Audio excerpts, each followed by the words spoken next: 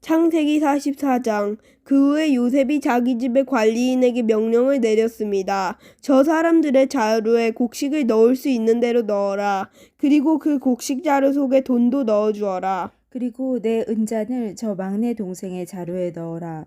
그리고 그 자루에 돈도 넣어라. 관리인은 요셉이 말한 대로 했습니다. 새벽이 되어 형들은 나귀를 끌고 길을 떠나게 되었습니다. 그들이 성을 떠난 지 얼마 되지 않아서 요셉이 자기 집의 관리인에게 말했습니다. 그 사람들을 뒤쫓아라. 그 사람들을 붙잡게 되면 왜 선을 악으로 갚느냐? 너희들이 훔친 자는 내 주인이 술을 마실 때 쓰는 것이다. 그리고 꿈을 해몽하실 때도 그 잔을 쓰신다. 너희는 너무나 몹쓸 짓을 했다 하고 말하여라. 그리하여 관리인은 요셉의 형들을 뒤쫓아가서 요셉이 하라고 한 말을 그들에게 했습니다. 그러나 요셉의 형들이 관리인에게 말했습니다. 왜 그런 말씀을 하십니까? 우리는 그런 일을 할 사람들이 아닙니다. 우리는 우리 자루 속에 있던 돈도 당신에게 다시 돌려주었습니다. 우리는 그 돈을 가나안 땅에서 다시 가지고 왔습니다. 그럼 우리가 당신 주인의 집에서 은이나 금을 훔칠 리가 있습니까? 만약 그 은잔이 우리들 중에 누군가의 자루에서 나온다면 그 사람을 죽여도 좋습니다. 그리고 우리는 당신의 노예가 되겠습니다. 관리인이 말했습니다. 당신들 말대로 하겠소. 하지만 은잔을 훔친 사람만 내 종으로 삼을 것이오. 다른 사람들은 그냥 가둬줬소. 그리하여 모든 형제들이 서둘러 자루를 내려서 풀었습니다. 관리인이 맏형에서 막내 동생에 이르기까지 한 사람씩 자루를 살펴보았습니다. 관리인은 베냐민의 자루 속에서 은잔을 찾아냈습니다. 형들은 너무나 슬퍼서 자기 옷을 찢었습니다. 그들은 자루를 나귀에 다시 실은 뒤에 성으로 돌아갔습니다. 유다와 그의 형제들이 요셉의 집으로 돌아왔을 때 요셉은 집에 있었습니다. 그들은 요셉 앞에서 땅에 엎드려 절했습니다. 요셉이 그들에게 말했습니다. 어찌하여 이런 일을 저질렀느냐? 나 같은 사람이면 이런 일쯤 점을 쳐도 다 알아낼 수 있다는 것을 몰랐느냐? 유다가 말했습니다. 총리님께 무슨 말씀을 드릴 수 있겠습니까?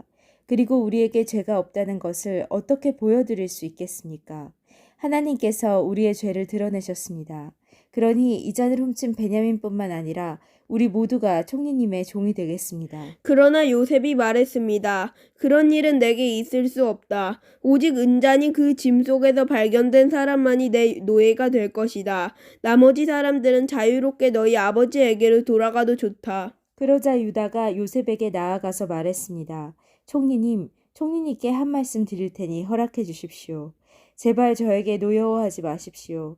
총리님은 파라오만큼이나 높으신 분입니다. 전에 저희가 여기에 왔을 때 총리님은 너희에게 아버지나 다른 형제가 있느냐? 하고 물어보셨습니다. 그때 저희에게는 늙으신 아버지가 계십니다.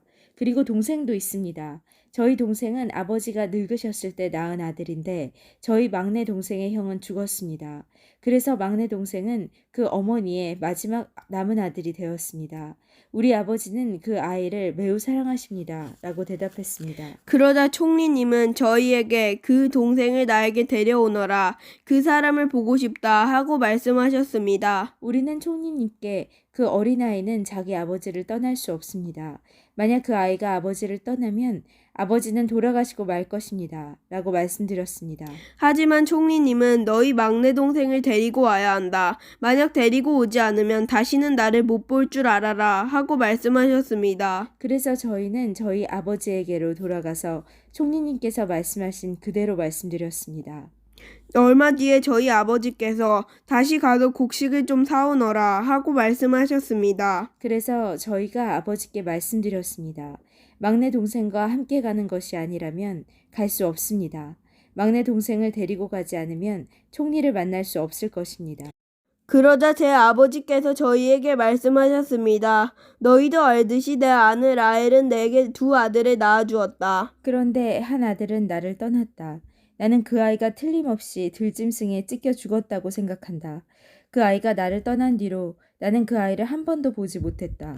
그런데 너희가 이제는 이 아이마저도 내게서 빼앗아 가려고 하는구나. 이 아이에게 어떤 좋지 않은 일이 일어날지 모른다. 그렇게 되면 나는 죽을 때까지 슬퍼하게 될 것이다.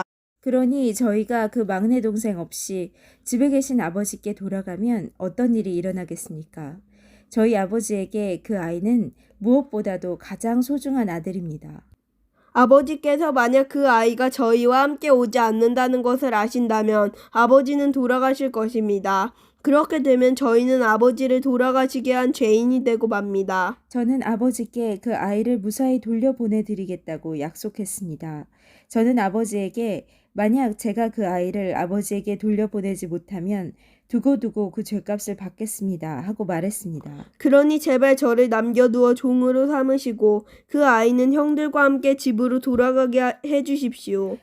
그 아이를 데리고 가지 않는 한 저는 아버지께로 돌아갈 수 없습니다. 저는 아버지가 슬퍼하시는 모습을 차마 볼 수 없습니다. 아멘.